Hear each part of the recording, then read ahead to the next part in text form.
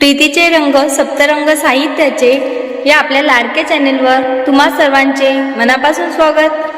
अंधकारात बुडालेल्या समाजाला ज्ञानाचा प्रकाश दाखवणारे स्त्री शिक्षणाचे जनक आणि दीनदलितांचे कैवारी क्रांतीसूर्य महात्मा ज्योतिबा फुले यांच्या जयंतीनिमित्त आज आपण त्यांच्या प्रेरणादायी जीवनावर आधारित एक विशेष भाषण पाहणार आहोत। विचारांची ही मशाल शेवटपर्यंत अनुभवण्यासाठी व्हिडिओ नक्की पूर्ण पहा।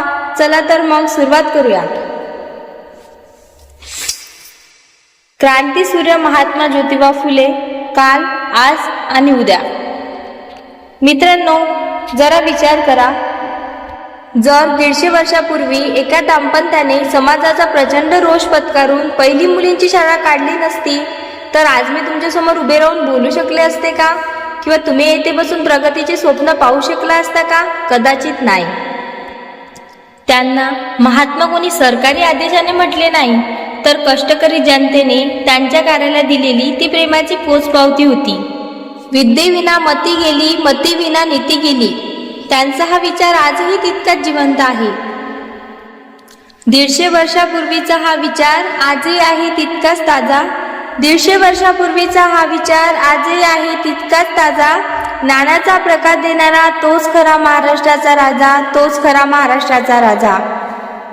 आदरणीय व्यासपीठ आणि उपस्थित माझ्या तरुण मित्रमैत्रिणींनो, आज आपण अशा एका महामानवाचे स्मरण करीत आहोत ज्यांनी केवळ इतिहास घडवला नाही तर आपल्या उज्ज्वल भविष्याचा पाया रचला।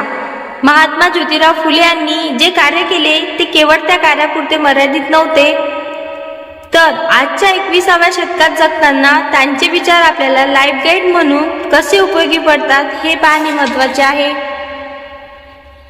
ज्योतिबांनी जेव्हा भिडेवाड्यात मुलींची पहिली शाळा काढली तेव्हा त्यांच्यावर शेण, दगड फेकले गेले, पण त्यांनी आपली जिद्द कधीच सोडली नाही। आज शिक्षण म्हणजे फक्त शाळेत जाणे नाही, आजच्या डिजिटल युगात नवनवीन स्किल शिकणे, स्वतःला अपडेट ठेवणे हीच खरी विद्या आहे। जर आपण काळाप्रमाणे बदललो नाही तर आपण अडाणीच ठरू। म्हणूनच फक्त पदव्यांचे कागद गोळा करू नका, तर खऱ्या अर्थाने प्रज्ञावंत बना। येथे मी असेच म्हणेन, केवळ पदवी नको हाती, प्रज्ञेचा प्रकाश हवा। तंत्रज्ञानाच्या युगात आज कौशल्यांचा ध्यास हवा। ज्योतिबांच्या शिक्षणाने नवी क्षितिजे प्रादांकत करू। साक्षरतेसोबतच आता प्रज्ञावंत आपण ठरू। सावित्रीबाईंना शिकून त्यांनी केवळ एका स्त्रीला साक्षर केले नाही, तर पूर्ण समाजासाठी प्रगतीचे द्वार उघडले। आजच्या काळात याचा अर्थ काय, तर मुलींना केवळ शिक्षणच नाही तर त्यांचे निर्णय घेण्याचे पूर्ण स्वातंत्र्य देणे। आज आपण ज्याला वुमन एम्पॉवरमेंट म्हणतो त्याचे बी ज्योतिबांनी रोवले होते। स्त्रियांना सन्मानाने वागवणे आणि त्यांना बरोबरीची संधी देणे हाच त्यांच्या कार्याचा खरा वारसा आहे। येथे मला असं म्हणावंसं वाटते की सावित्रीच्या लेकी आता गगनभरारी घेती, समानतेच्या वाटेवरती प्रगतीची गाणी गाती। स्त्री पुरुषांच्या भेदाची भिंत आता पाडूया, सन्मानाने जगण्याचा नवा इतिहास घडवूया। महात्मा फुलेंनी सत्यशोधक समाजाची स्थापना केली। त्यांनी सांगितले की मध्यस्थाशिवाय देवाची भक्ती करा आणि प्रत्येक गोष्ट विज्ञानाच्या कसोटीवर घासून पहा। आजच्या सोशल मीडियाच्या युगात जेव्हा अफवा आणि अंधश्रद्धा वेगाने पसरतात, तेव्हा सत्यशोधक वृत्तीने माहितीची शहानिशा करणे हीच काळाची गरज आहे। कोणत्याही गोष्टीवर डोळे झाकून विश्वास न ठेवता सत्याचा शोध घेणे हाच फुलेंचा खरा विचार आहे। म्हणून मला इथे म्हणावयाचे वाटते की तर्काच्या कसोटीवर आता प्रत्येक गोष्ट घासूया, अंधश्रद्धेच्या जोखडातून समाजाला सोडूया। सत्यशोधक वृत्ती ठेवून विज्ञानाची कास धरू, भ्रम आणि अफवांना विचारानेच दूर करू। शेतकऱ्याचा आसूड ओढताना त्यांनी व्यवस्थेला जाब विचारला, पण त्यांना शेतीमध्ये आधुनिकता हवी होती। आजच्या काळात याचा अर्थ असा की शेतीला आधुनिक तंत्रज्ञानाची जोड देऊन ती नफ्याची बनवणे।